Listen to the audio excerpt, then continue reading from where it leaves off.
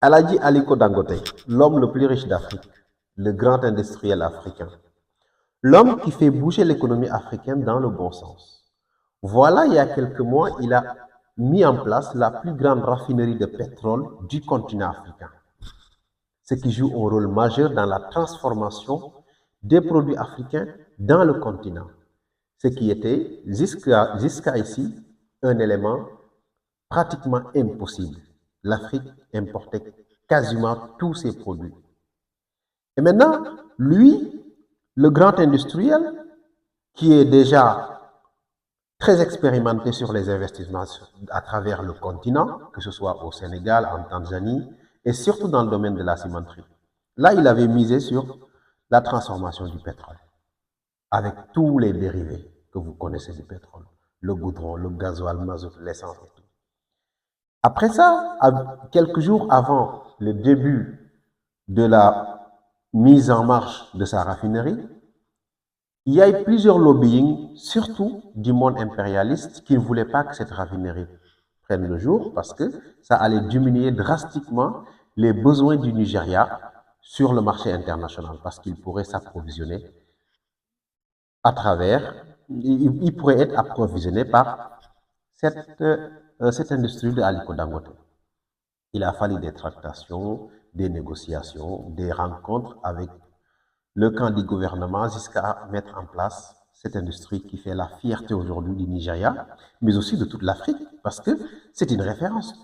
Imaginez si tous les Africains avaient réussi à faire une industrie pareille, qui transformerait, qui raffinerait le pétrole chez nous, l'or, le bauxite, le cobalt et le fer, l'Afrique n'aurait pas besoin d'aide internationale. Et c'est sûr que le jour où l'Afrique parviendra à transformer ses ressources naturelles sur son sol avant d'exporter les produits finis, l'Afrique sera la première puissance du monde. Pour deux raisons. On a la ressource, on a la main-d'œuvre. Et c'est ça qui fait peur aujourd'hui au monde occidental, qui voit l'Afrique comme une terre où il faut puiser leurs ressources, venir les transformer ici et après aller les revendre aux Africains à des prix beaucoup plus chers. Donc, mettre en place cette industrie-là est déjà une lutte contre le sous-développement, contre la dépendance de l'Afrique aux importations extérieures.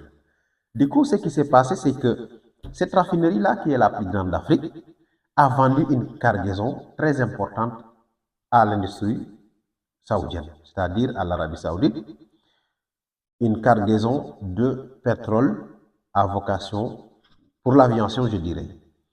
Ce qui représente aujourd'hui un premier pas de Aliko Dangote vers le marché international.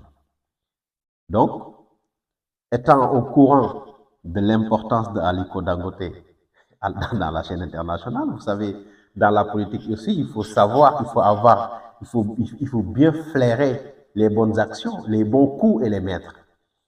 C'est pour cela, son Excellence Bassirou Diomaye Diakhar Faye, quand il est allé à Addis Abeba, au 38e sommet de l'OIA, l'unité africaine, ou l'ONU, ou je ne sais pas, l'UA, oui, l'UA, il a rencontré Aliko Dangote et Okey Orama, qui sont deux grands milliardaires du continent, qui l'un investit dans l'industriel et l'autre est toujours du côté de la banque.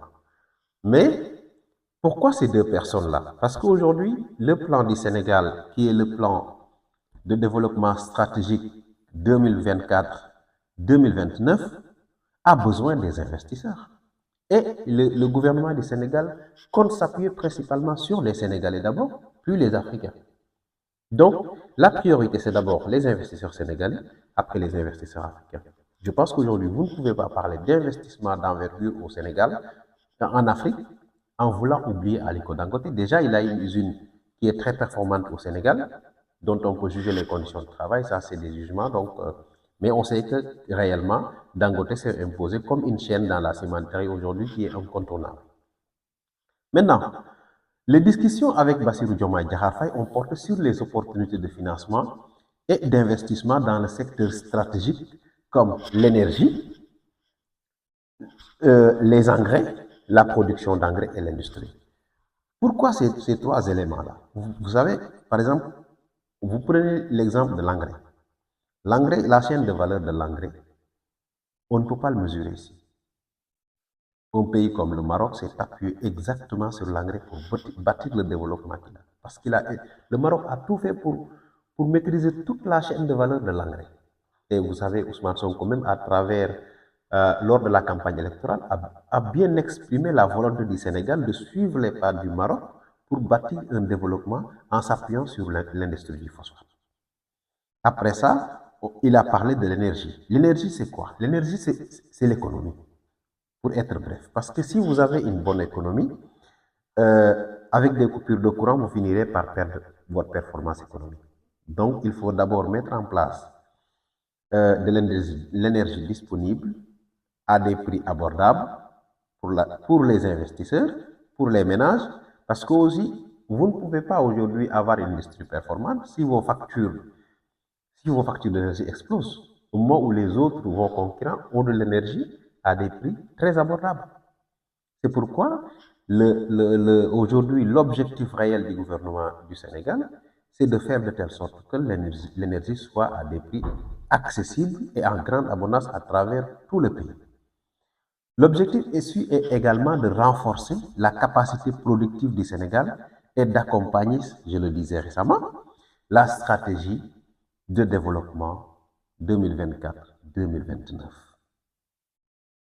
Au cours de cet entretien aussi, le Sénégal a réaffirmé l'engagement du Sénégal de créer un environnement propice aux investissements structurants et à développer des partenariats stratégiques avec le secteur privé africain. Je l'avais dit récemment, sénégalais puis africain, en fait d'accélérer la transformation économique du Sénégal. Parce que c'est ça. Quand vous voulez bâtir une économie en tant qu'État, il faut voir, il faut accepter de collaborer avec les industriels des autres pays. C'est-à-dire que des personnes de ressources comme Aliko Dangote et le banquier, ok, c'est des gens sur qui on peut s'appuyer aujourd'hui pour bâtir un développement au Sénégal. Parce qu'ils ont la capacité financière, il suffit juste de rendre le paysage économique sénégalais propice aux investissements et les garantir un état de droit qui leur permettra de préserver leurs biens et les biens de leurs employés. C'est ça exactement qu'a besoin d'un investisseur. Et après, le président de la République aussi, il a son épingle à tirer du jeu. Parce qu'aujourd'hui, si on crée des industries, si on crée des banques qui fonctionnent correctement, c'est le chômage qui va diminuer. Les Sénégalais pourront accéder au crédit pour créer leurs entreprises et lutter contre le sous-développement. Je pense que cette visite, cette rencontre était d'une importance capitale pour les deux personnalités.